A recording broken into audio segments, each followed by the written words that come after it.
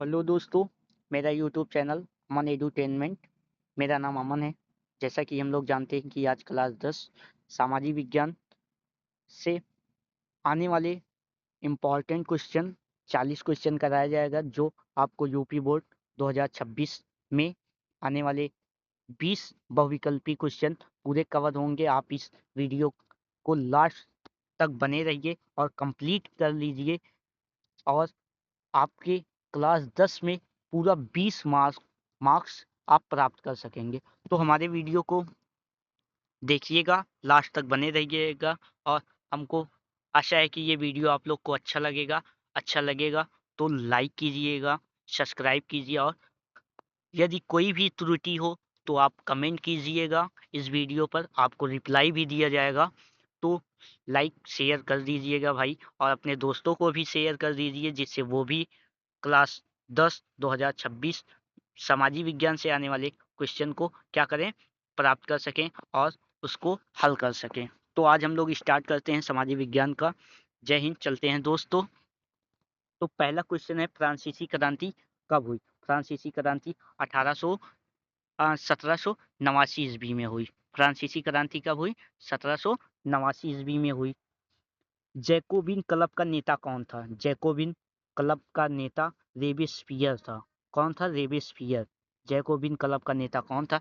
रेबेस्पियर था। तो next question चलते हैं।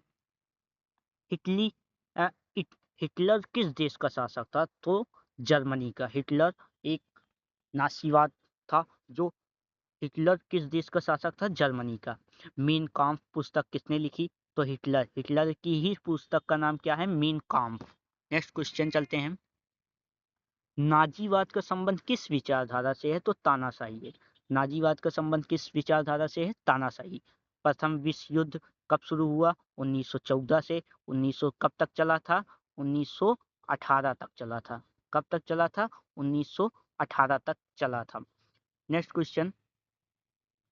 ये वर्साई की संधि बहुत ज्यादा इंपॉर्टेंट है। वर्साई की संधि किस वर्ष में हुई थी? 1919 में। जब क्या हुआ था?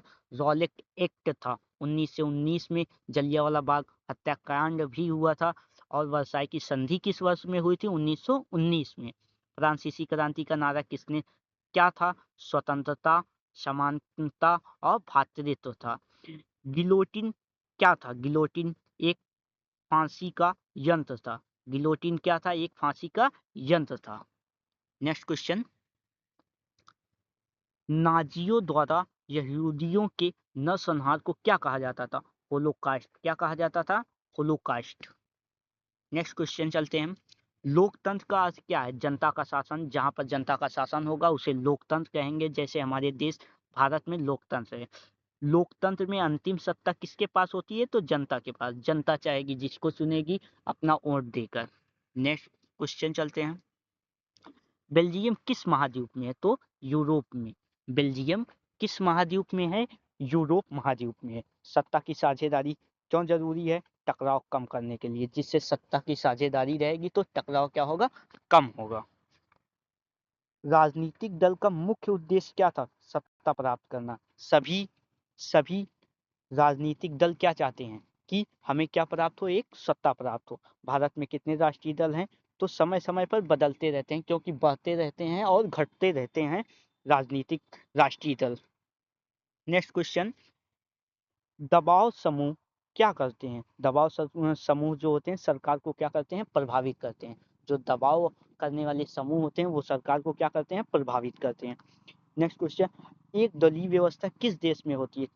देश में थी चीन में। एक दलीय सिर्फ एक ही दल होगा, कोई अन्य दल नहीं होगा। तो वहां पर कौन सी व्यवस्था होगी? एक दलीय। लेकिन भारत में ऐसा नहीं है। भारत में कैसा है?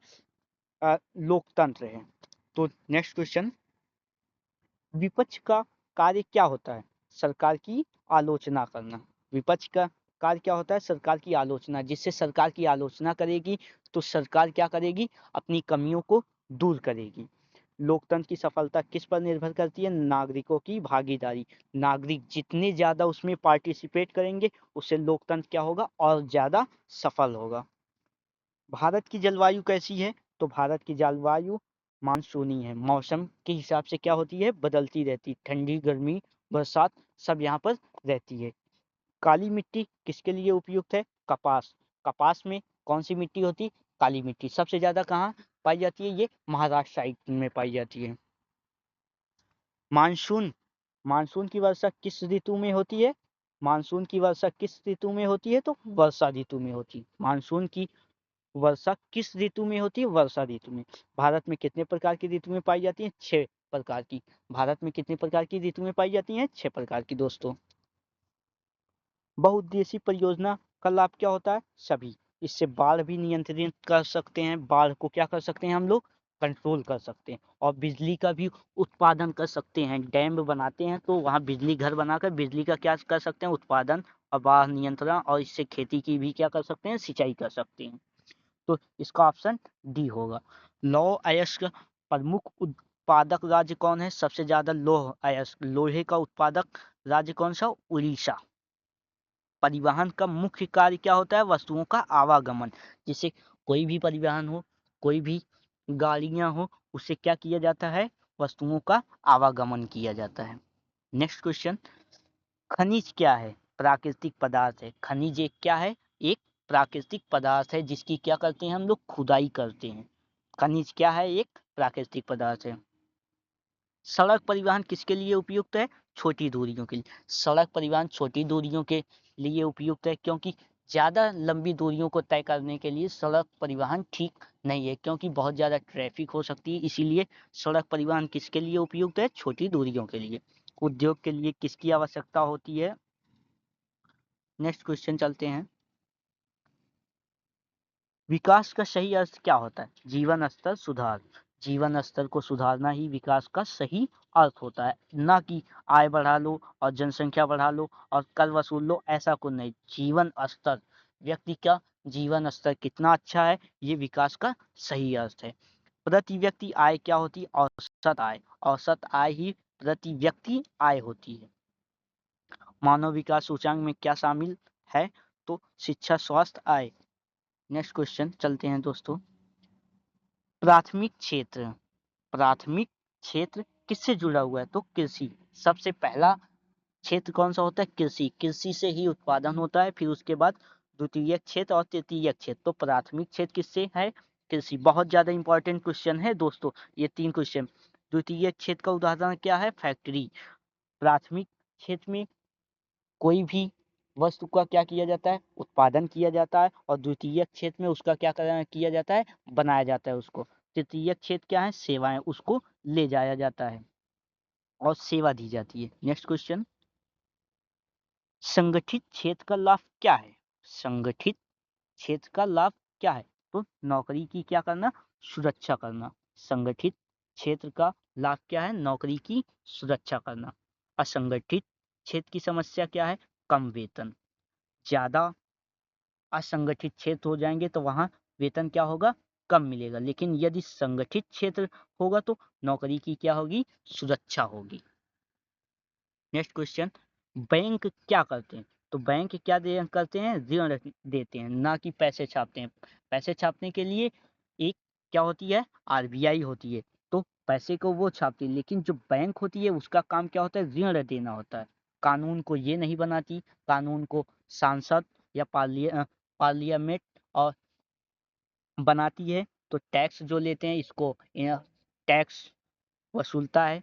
तो बैंक इसका काम नहीं करता, तो ऋण देता है। क्या देता है हम लोग को, ऋण देता है। वैश्वीकरण का अर्थ क्या होता है, देश का आपसी जुड़ाव। जब एक देश दूसरे देश से जुड़ेगा तो वो क्या होगा, वैश्वीकरण होगा। प्लीज आपको क्लास 10 में इससे जरूर, सिर्फ इतने में से ही आपको क्वेश्चन 20 क्वेश्चन पूरे आपको कंप्लीट हो जाएंगे। इसी में से आपको मैच करेगा आपके एग्जाम में। आप सिर्फ इतना ही पढ़ के जाइए, बहुविकल्पी आप लोग का 20 नंबर कंप्लीट हो जाएगा फिक्स है। तो आपको मेरा चैनल अमन एडुटेनमेंट अच्छा लगा हो तो लाइक कर दीजिए, सब्सक्राइब कर दीजिए और कमेंट कर दीजिए। तो दोस्तों, जय हिंद। अगले सेशन पर मिलते हैं।